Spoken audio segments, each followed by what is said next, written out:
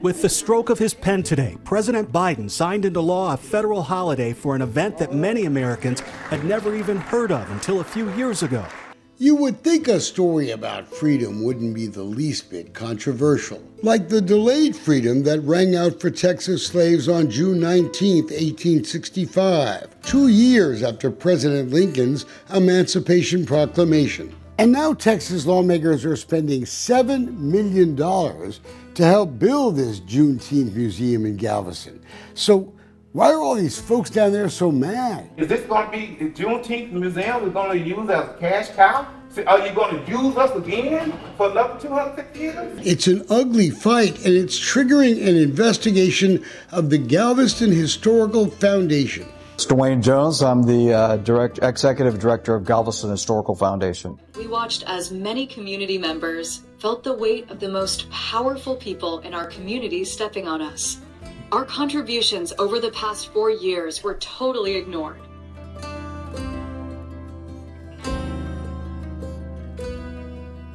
You know, GHF has a long commitment and history through its Afro-American Heritage Committee, of documenting Afro-American history. In mid-October, the Galveston Historical Foundation announced plans for a Juneteenth museum. But at that party, the foundation president bungled the name of his own committee involved in the creation of the museum.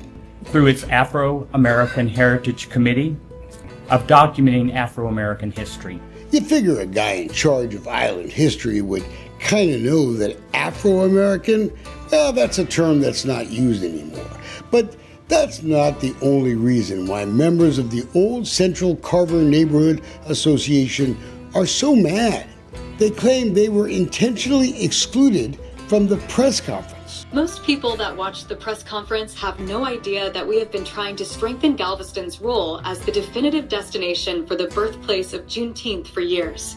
Our personal sacrifices collectively are not less than others. And they're directing fire against the Historical Foundation, the foundation board.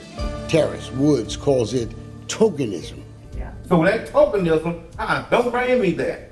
Two people, well, we represent the black community. No, you The hell you represent the black community? Woods is the president of the Galveston County Coalition for Justice, a former council member, a former president of the Galveston NAACP. Tired of people telling my story.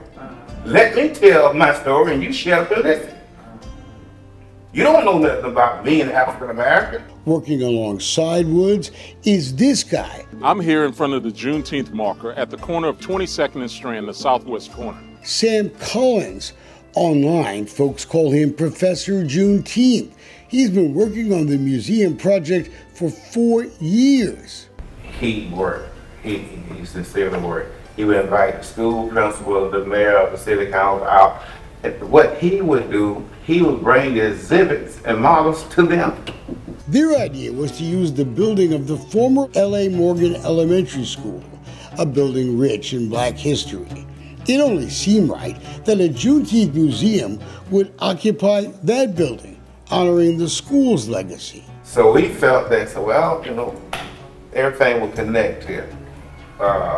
We will have that legacy that we can push on. That dream ended June 4th when Galveston ISD board members voted yes to demolishing the L.A. Morgan School to build office spaces. Excuse me, all those in favor, please raise your right hand.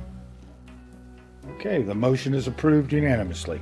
Including a yes from this guy, David O'Neill, the only African American on the Galveston ISD board. The last African American school came out to African American. And Mr. O'Neill, who is also African American, voted to sell the school as well.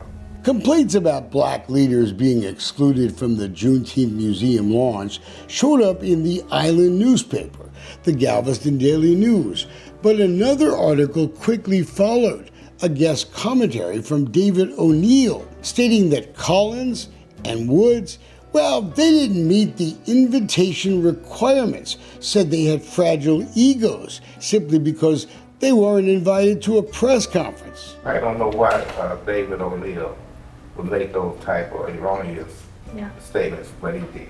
Another proposed location for the Juneteenth Museum was Avenue M and 27th Street, where Booker T. Washington Elementary once stood. The empty lot is nestled in a neighborhood rich in Black history, surrounded by the Rosenberg Library, Jack Johnson Park, the Central Cultural Center. The oldest black school in the state of Texas.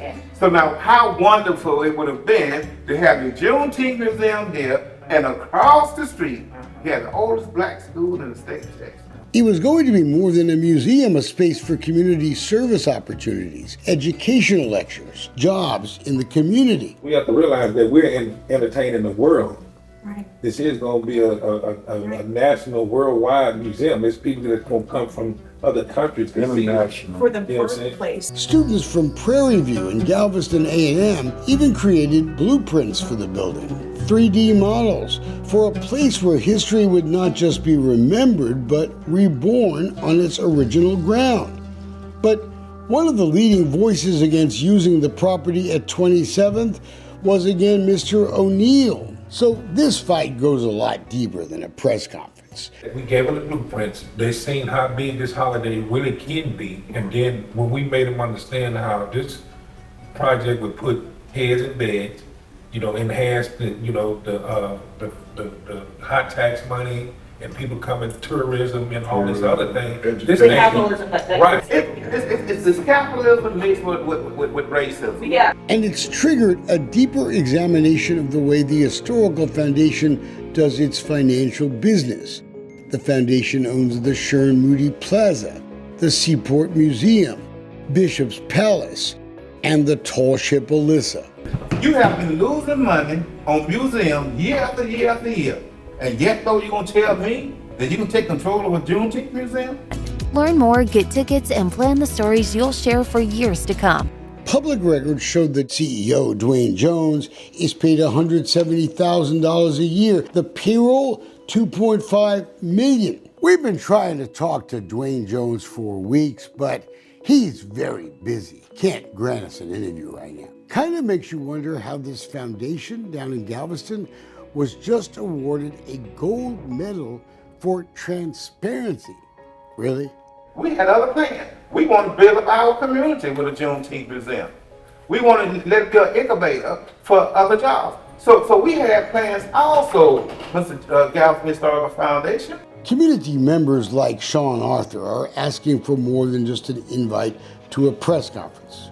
We're looking for engagement and transparency, on this pathway to the Juneteenth museum.